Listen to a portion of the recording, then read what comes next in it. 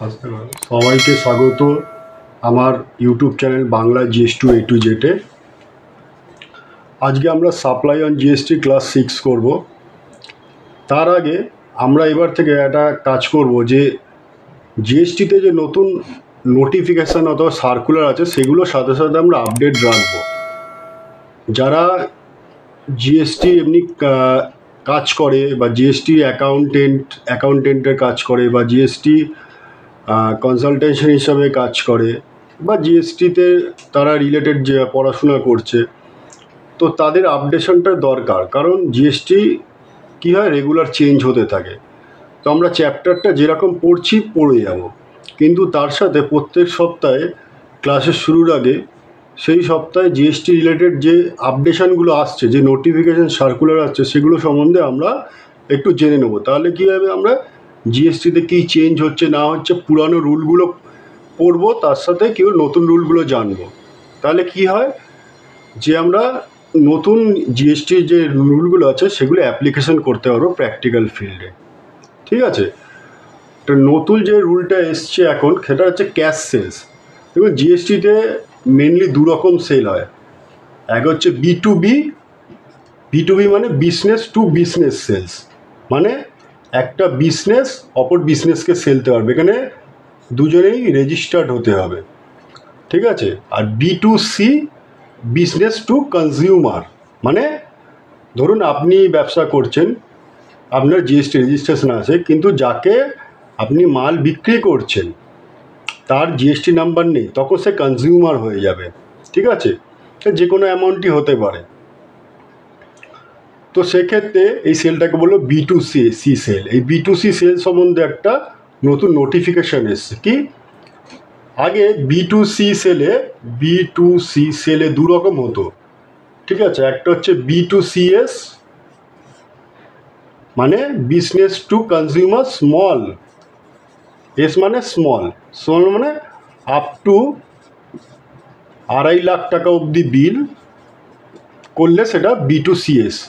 আর একটা ছিল B2CL, এখানে এল মানে লার্জ, মানে বিজনেস টু কনজিউমার লার্জ। এটা হচ্ছে কি হচ্ছে, 2.5 লাখ টাকার ওপরে যদি আপনি সেল করেন সেক্ষেত্রে B2C লার্জ হতো। কিন্তু এখন নতুন যে রুলটা চলে এসছে, কি বলছে, এই 2.5 লাখ টাকার লিমিটটা কমিয়ে নেওয়া হয়েছে। কমিয়ে কি করা হয়েছে, বদলে 1 লাখ টাকা করা হয়েছে।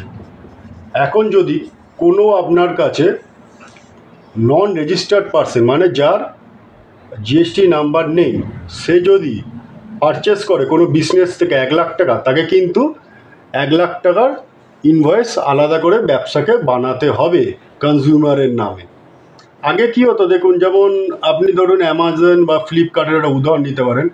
ওরা কি করে, একসাথে যত খুচরো সেল হয়, ধরুন ভাবুন 1 লাখ ওদের কাছে কনজিউমার আছে, কেউ 200, কেউ 500, কেউ 1000 টাকা কি করেছে, জিনিস কিনেছে। ওরা একসাথে কি করতো, একটা বিল বানিয়ে দিত।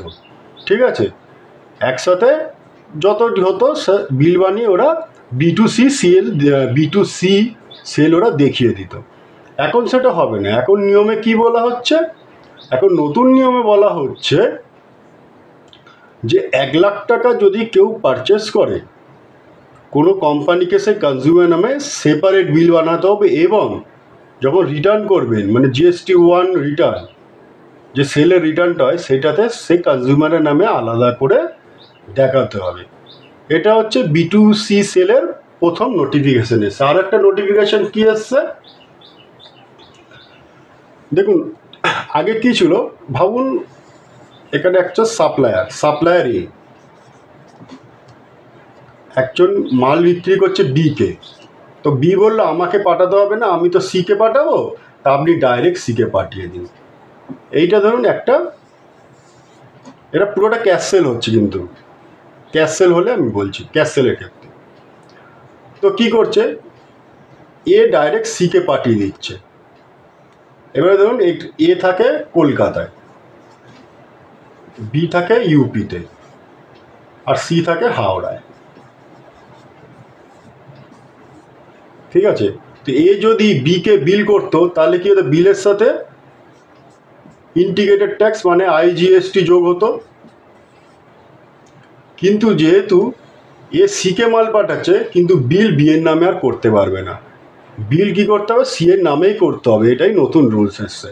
তাহলে এই কলকাতা থেকে হাওড়াতে পাঠাচ্ছে যখন মালটা, বিলটাও হাওড়ার নামেই করতে হয়, মানে সিজিএসটি প্লাস এসজিএসটিতে তার বিল করতে হবে। এটাই নতুন নোটিফিকেশন এসছে, বোঝা না গেল?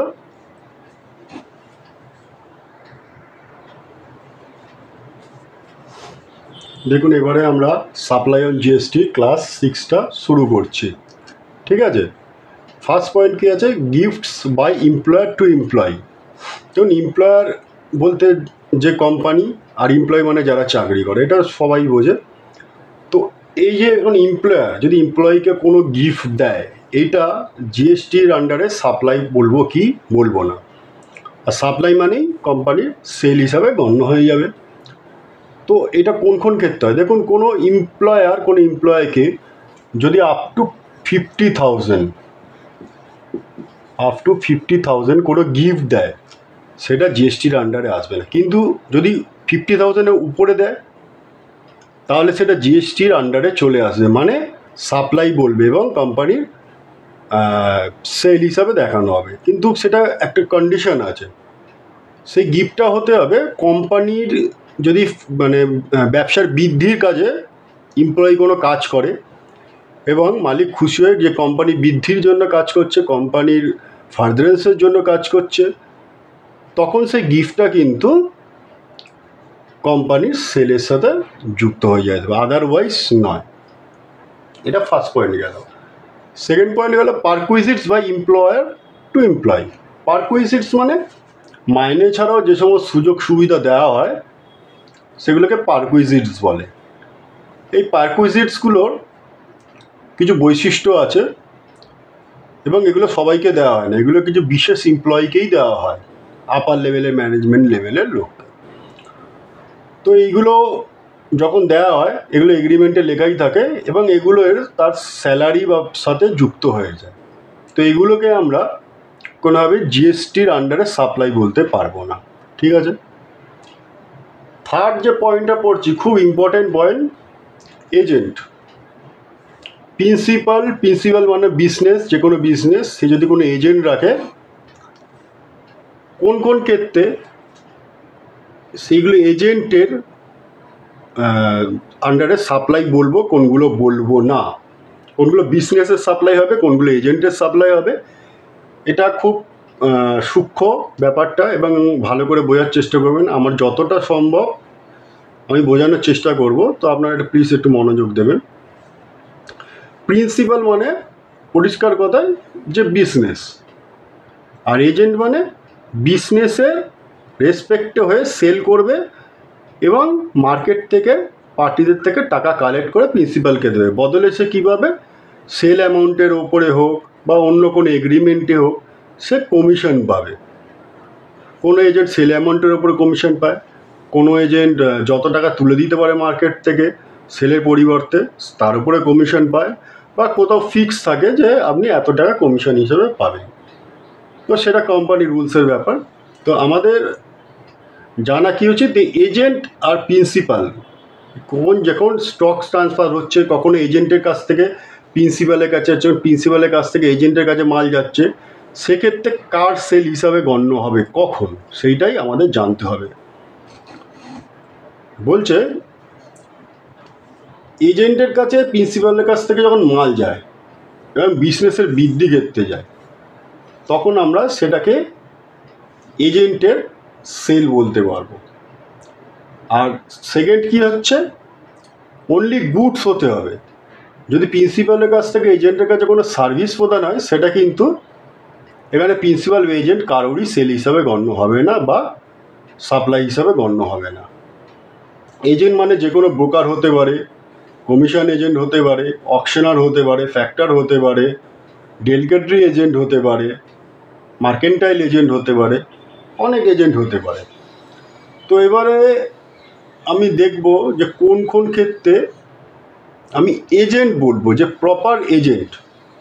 এই এজেন্টের আমরা এখন ব্যাখ্যাটা জানবো কিছু উদাহরণ দিয়ে, তাহলে ব্যাপারটা আরও ক্লিয়ার আসবে যে কোন কোন ক্ষেত্রে আমরা এজেন্টের অ্যাকচুয়ালি এজেন্ট বলতে পারবো, সবাইকে এজেন্ট বলা যায় না ব্যবসা, সেটা আমরা এখন দেখব।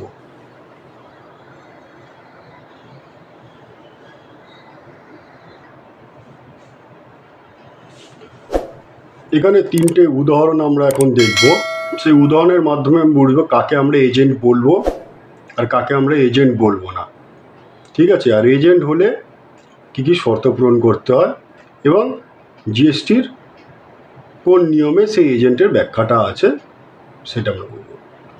ফার্স্ট উদাহরণ বলছে কি, Anmol appoints Bholu to procure certain goods and from the market. Anmol একজন ব্যবসাদার, সে কী করছে, ভোলু বলে একজনকে বলছে যে আমার জন্য কিছু জিনিস মার্কেট থেকে খোঁজো এবং আমাকে এনে দাও। ভোলু কী করছে, Bholu identified various supplier who can provide the goods as desired by Anmol and ask supplier to send goods and issue invoice directly to Anmol. Bholu কী করছে, তখন বাজার মার্কেটে ঘুরছে এবং ঘুরে অনেক সাপ্লায়ার জয় করেছে এবং সাপ্লায়ারকে বলেছে ডাইরেক্ট আনমোলকে মালটা দাও এবং আনমোলকেই বিলটা ডাইরেক্ট পাঠিয়ে দাও। তো এখানে ভোলু যে ব্যক্তি আছে, সে তার কাজ হচ্ছে মার্কেট থেকে শুধু জিনিসটা খোঁজা, ঠিক আছে। এখানে তাকে প্রকিওরমেন্ট মানে এজেন্ট বলতে পারি, কিন্তু সেখানে ডিরেক্ট এজেন্ট না, কারণ বলা হয়েছে যে শিডিউল 1 প্যারা 3-তে বলা হয়েছে যে কোনো ব্যক্তি যতক্ষণ না সেই অধিকার পাচ্ছে সে জিনিসটা নিজে বিক্রি করতে পারছে তখন তাকে আমরা এজেন্ট বলবো না। ব্যক্তিরা যদি মালিকের হয়ে নিজেই অ্যাজ এ মালিক গুডসটা অন্য কাউকে বিক্রি করতে পারে এবং নিজের নামে বিল করে বিক্রি করতে পারে, তাকে আমরা এজেন্ট বলবো এবং সেই হিসাবে এজেন্টসের অ্যাকাউন্টস হবে। সেই হিসাবে যখন আমরা জিএসটিআর 1 রিটার্ন ফিল আপ করবো সেই কলমে বসবে যে এজেন্ট সেলস কীভাবে হয়। তখন আমরা দেখবো, যখন প্র্যাকটিক্যালি আমরা করবো রিটার্নটা অনলাইনে, তখন দেখাবো যে এজেন্টসের সেল আর এমনি সেলের মধ্যে কী পার্থক্য আছে। আরেকটা উদাহরণ দেখি, বলছে মানিমাল ব্যাংক, একটা banking company appoints mister Das as a auctioneer to auction. ধরুন ম্যানিমাল ব্যাংক একটা ব্যাংক আছে, সে মিস্টার দাসকে কী করলো, অ্যাপয়েন্টস করলো অকশনার হিসাবে, কোনো কিছু অকশন করবে। মিস্টার দাস কী করলো, একটা নিলামের ব্যবস্থা করলো, অনেকগুলো লোককে ডাকলো যারা বিড লাগাবে, মানে ওখানে লাগাবে জিনিসটা কিনতে, দাম লাগাবে। তো যে সর্বোচ্চ দাম লাগালো তাকে কী করলো, মিস্টার দাস জিনিসটা বিক্রি করে দিল। তাহলে আমরা এখানে ভাবতেই পারি যে মানিমাল ব্যাংকের হয়ে মিস্টার দাস এজেন্ট হিসাবে কাজ করছে, কিন্তু না। যখন মালটা বিক্রি হলো তখন বিলটা মানিমাল ব্যাংকের নামেই হলো এবং যাকে মানিমাল ব্যাংকে ইস্যু করলো, যাকে বিক্রি করলো তার নামে হলো। এখানে কিন্তু কোথাও মিস্টার দাস নিজে অ্যাজ এ সেলার হিসাবে ইনভয়েসটা ইস্যু করছে না, যে বিড লাগাচ্ছে মানে মালটা কিনছে, অকশানে যে মালটা কিনছে মিস্টার দাসের কোথাও নাম নেই। মিস্টার দাস শুধু মধ্যবর্তী একজন হয়ে কাজ করলো, এটা এক ধরনের এজেন্ট। কিন্তু জিএসটির আন্ডারে একে এজেন্ট আমি বলতে পারবো না। জিএসটির আন্ডারে তখনই তাকে এজেন্ট বলতে পারবো যেটা শিডিউল 1 প্যারা 3-তে বলা হয়েছে, যে ফার্স্ট শর্ত থাকবে সে কোম্পানির হয়ে সেল করতে পারবে, আর দ্বিতীয়ত মানে সেল মানে কি, এখানে মালিকানা হয়ে সেল করতে হয়, মানে সে যখন সেল করছে সে কারোর হয়ে সেল করছে না, সে এমন দেখাবে যে জিনিসটা তারই হচ্ছে, সে অন্য কাউকে বিক্রি করছে। আর ইনভয়েসটাও এজেন্টের নামেই হবে, মানে সেলারের জায়গায় এজেন্টের নাম বসবে। ভাবুন কোম্পানি এ এজেন্ট বি আর সিকে সেল করছে, ঠিক আছে। তো হিসাব মতো কী হয় যে এ সেলার, সি পারচেজার, কিন্তু যখন এই মাঝখানে B commission agent, B seller হয়ে সিকে সেল করবে, এই বি হয়ে যাবে তখন কমিশন এজেন্ট জিএসটিতে, অ্যাজ পার শিডিউল 1 প্যারা 3-তে, অন্য ক্ষেত্রে নয়, ঠিক আছে। এই থার্ড উদাহরণটা দেখুন, তার একদম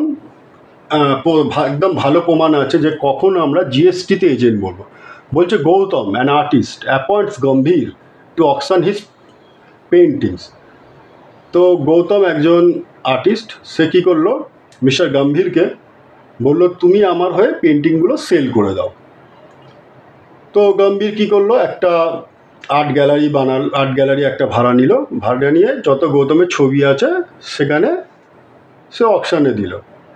এবারে সব অনেক কী করছে, ক্রেতারা আসছে, দেখছে, ভালো লাগছে, তো কিছু পেন্টিংস তারা বললো আমরা কিনবো। তো গৌতম এই বিষয়ে কিছুই জানে না। গৌতম শুধু গম্ভীরের হাতে ভাবুন সে 50টা ছবি দিয়ে দিয়েছে, আর তার কস্টিং দিয়ে দিয়েছে যে কোনটার কত কস্টিং ছবির মধ্যে লেখা আছে। তো কিছু পার্চেজার ভাবুন 10খানা, 50-এর জায়গায় 10খানা পছন্দ হয়ে গেছে, কিছু পার্চেজার নিজের নামে কিনবে। তো গম্ভীর কী করলো, একটা বিল ইস্যু করলো যারা কিনছে নিজের নামেই। সেলার হিসাবে মিস্টার গম্ভীর নিজের নাম দিল। গৌতম এখানে কোথাও আসছে না, সব সেলারের জায়গায় গম্ভীর আসছে, পারচেসের জায়গায় পারচেস আছে। এই যে গম্ভীর টোটাল এজ এ মালিকানা হিসাবে কাজ করছে, এইখানে গম্ভীরকে আমরা অ্যাজ অ্যান অ্যাক্টিং এজেন্ট বলতে পারবো। মানে জিএসটির আন্ডারে প্রপার যাকে এজেন্ট বলবো সেটা এই হচ্ছে, যখন ফার্স্ট হচ্ছে মালিকানা থাকবে, আর সেকেন্ড হচ্ছে বিল যখন নিজের নামে করতে হবে, এই দুটো শর্ত থাকবে। এটা কোথায় বলা হয়েছে, শিডিউল 1 প্যারা 3, এটা মনে রাখবেন। শিডিউল 1 প্যারা 3-তে কমিশন এজেন্টের কথা বলা হয়েছে। ঠিক আছে, তো আজকের এতটাই থাক। আমাদের 6th ক্লাস, 7th ক্লাসে আমরা সাপ্লাইয়ের আরেকটু এগাবো, এবং কয়েকটা ক্লাস সাপ্লাইটা খুব ভালো করে বুঝবেন। একটাই কথা বারবার বলতে চাই, সাপ্লাইটা যদি আপনারা ভালো করে না বোঝেন, যখন আমরা রিটার্ন করব, যখন আমরা জিএসটি অ্যাকাউন্টস করবো, তখন কিন্তু প্রবলেম হতে পারে। কারণ সাপ্লাইটা খুব বেসিক সাবজেক্ট। সাপ্লাই মানে হচ্ছে কখন আমরা কোনো ট্রানজ্যাকশানকে সেল হিসাবে নেব, কখন কোনো ট্রানজ্যাকশানকে সেল হিসাবে নেব না। এবারে আমরা যদি নির্ণয় না করতে পারি যে কোন ট্রানজ্যাকশানটা সেল, তাহলে কী হবে, সেল ভ্যালু বার করতে পারবো না। সেল ভ্যালু যদি বার না করতে পারি, অ্যাকাউন্টস ঠিকঠাক হবে না, রিটার্ন ঠিকমতো আমরা দিতে পারবো না। তাই এটা খুব ইম্পর্টেন্ট চ্যাপ্টার। আমি মনে করছি যে জিএসটির সবচেয়ে একদম ভিত চ্যাপ্টার হচ্ছে এইটা। এই চ্যাপ্টারটা যদি আপনারা খুব ভালো করে বোঝেন, আগের চ্যাপ্টারগুলো খুব লুসিড হয়ে যাবে, মানে খুব সিম্পল হয়ে যাবে। ঠিক আছে, আর যদি আমার পড়ানো আপনাদের ভালো লাগে তো প্লিজ লাইক অ্যান্ড সাবস্ক্রাইব করবেন। আর যদি কোনো বিষয় জানতে চান, সাপ্লাই যে আজ পর্যন্ত 6টা ক্লাস হলো, তা কোনো বিষয় যদি আপনাদের আটকান, প্লিজ কমেন্টসে জানাবেন, আমি সেটা সলভ করার চেষ্টা করব। Thank you.